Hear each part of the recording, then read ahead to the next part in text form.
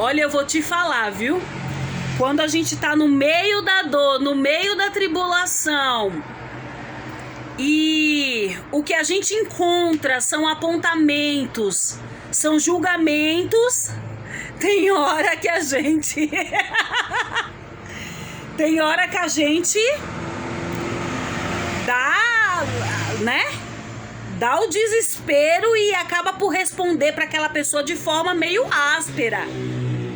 Me parece, aqui a partir do versículo 12, que Jó já estava nesse momento. Me parece que Jó já estava meio que não conseguindo mais assimilar aquele falatório todo. A visão dele era de dentro da dor, como nós já vemos, né, anteriormente nos outros vídeos, nas outras leituras. E claramente era uma dor que ninguém sentia, só ele. Então, os julgamentos de quem o via era que ele estava pagando por algo que ele fez contra o Todo-Poderoso. E o Todo-Poderoso se enraivou de uma forma que o condenou a ser motivo de quê? De chocarrice, a ser motivo de riso das outras pessoas. Jó começa o capítulo 12 dizendo assim, olha, tudo que vocês estão me falando, todas as outras pessoas também estão falando. Mostrando para os amigos dele que o julgamento deles é no que eles estão vendo.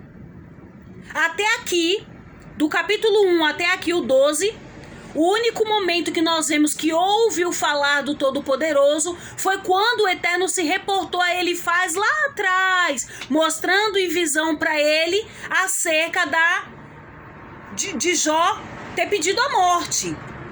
De lá para cá, a gente vê aconselhamento dos amigos. E esse aconselhamento, quando chega a Jó, entenda que não chega de forma agradável. Chega sim, mas de forma injusta. Por quê? Porque Jó tinha vida no altar, tinha vida com Deus. Jó oferecia sacrifícios pelos seus filhos. Então, essas palavras, quando chegavam a ele, se encontravam desproporcional na balança. Então, Jó, mas peraí, eu tava buscando o Criador, eu era justo, reto, temente, se desviava do mal, como que eu? Meu Deus, eu sou inocente, eles estão falando o quê? Não tem hora que a gente tá assim, é assim, fica assim? Pois é. Então, quando aquele palavrório, se for essa a palavra certa, né, de muitos palavreados, muitos falatórios, quando aquilo chegava até ele, a balança não concordava. Os dois pesos não estavam, né, em justiça, estavam injustos, pendendo mais para um lado. E o lado que estava pendendo não era favorável a Jó. Então, Jó, ele fala assim, ó, toda a sua sabedoria vai morrer com você. Então, vamos abrir um parênteses aqui e suponhamos então que Jó estava querendo dizer, ó, você tá querendo mostrar sabedoria para mim, você tá querendo me dizer que suas palavras, né, são palavras de efeito, palavras, né, só que essas palavras, elas perecem quando o ser humano perece. Então, se você tá querendo mostrar pra mim que você é o sabichão, eu quero te dizer que eu sei também de tudo isso aí.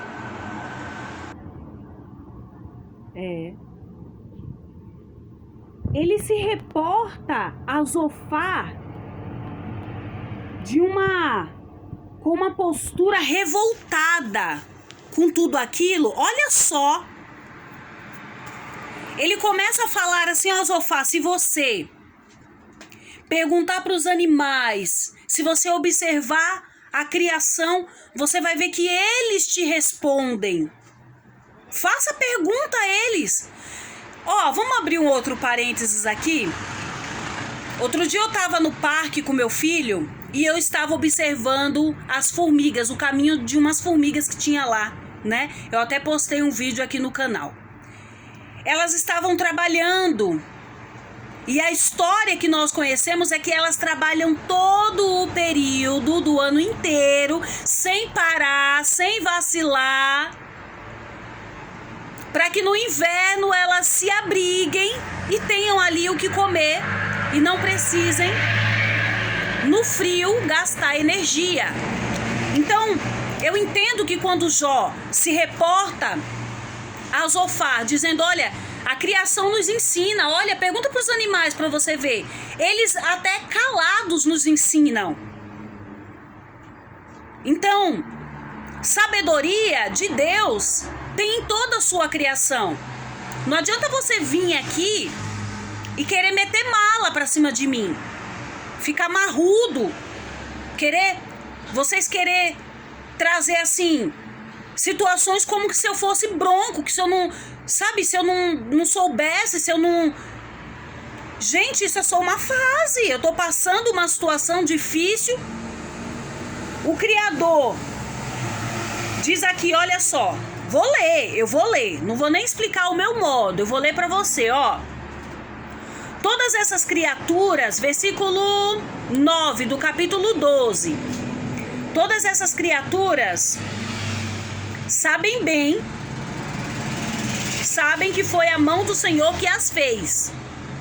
Todos eles sabem, né? A vida de todas as criaturas está nas mãos de Deus. E é Ele quem mantém todas as pessoas com vida. Meus amigos, eu vou falar uma coisa para vocês, ó. Assim como os ouvidos julgam o valor das palavras, assim como o paladar se alimenta de uma comida que considera então gostosa, o cheiro, né? O nosso nariz nos diz que aquela comida é boa por causa do cheiro. Assim, eu escuto o que vocês dizem. Escuto!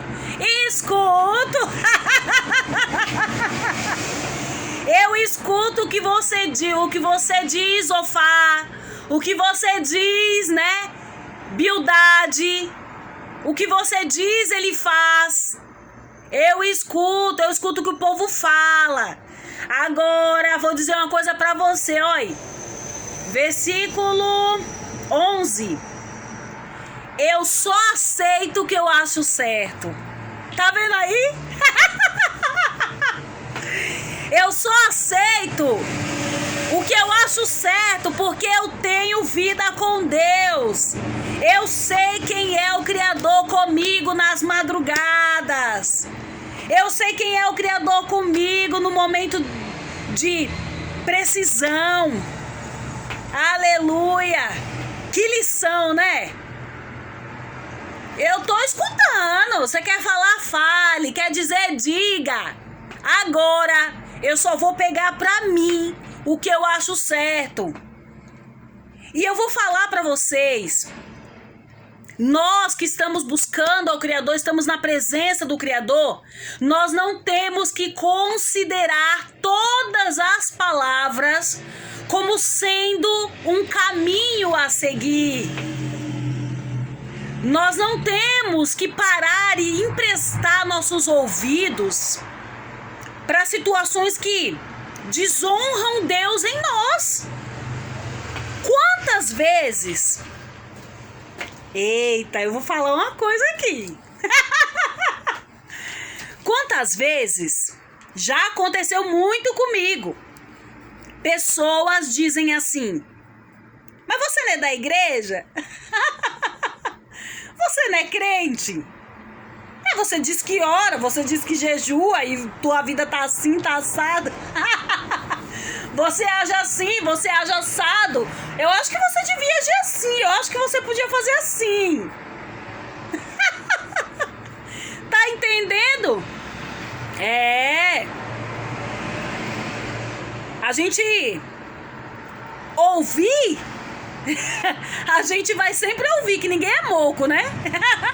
Agora, aceitar aquela palavra... Tomar posse daquela palavra que não é essa aqui. Ah, não. Não.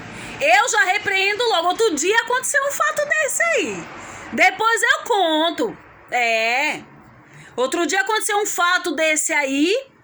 E na hora eu falei, olha, esse sonho aí é o sonho do Satanás.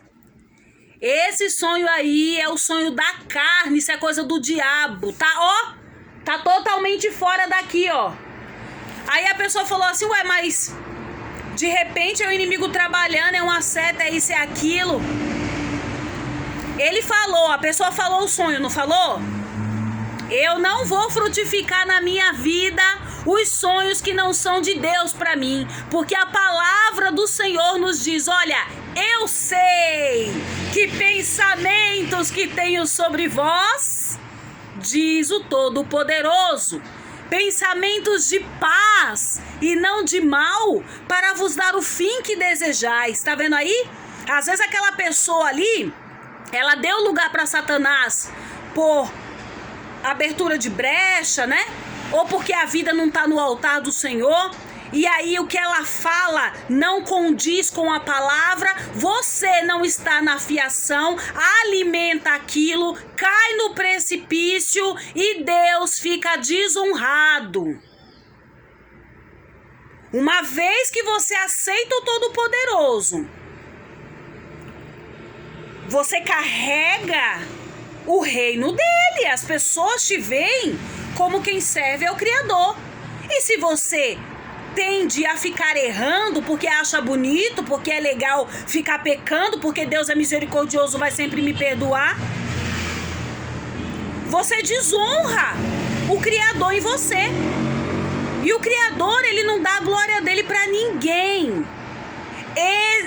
Quem é de zombaria, o Eterno sopra, ó, expulsa, sabe? Toda palavra que você ouvir tem que chegar em você. Chegou em você? Saiba fazer a separação do que edifica e do que é lixo. E o que é lixo, já disse lá a Sandra Sá, joga fora no lixo. Um dia eu vou contar essa história aqui. Vice? Tá. Depois eu conto. Deixa o Eterno, né? Na hora que o Criador permitir, eu conto essa história pra vocês, tá bom? Mas eu repreendi. Falei, ó, não aceito essas palavras. Isso aí é um sonho da carne. Isso aí é do Satanás. Eu te repreendo agora. Na minha vida, não. Tem que ter autoridade. Senão o inimigo vai perceber que você gostou de ouvir aquilo ali. Aí o próximo round é uma palavra, né? Mais, né?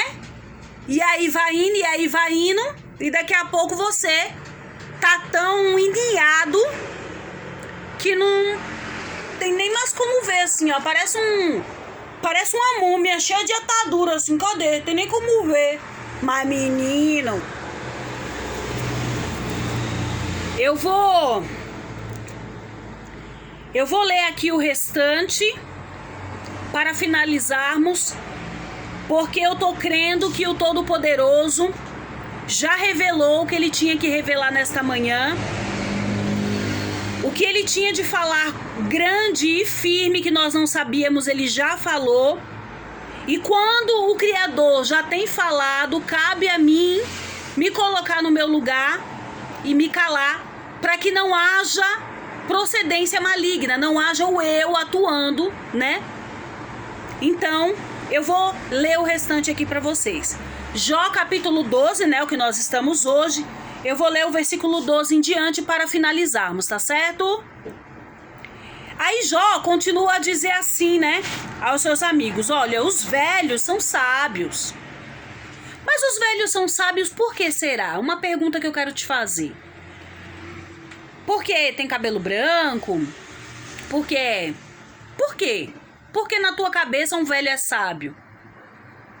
Pelo que nós entendemos da palavra, nós adquirimos sabedoria e experiência ao passar do tempo.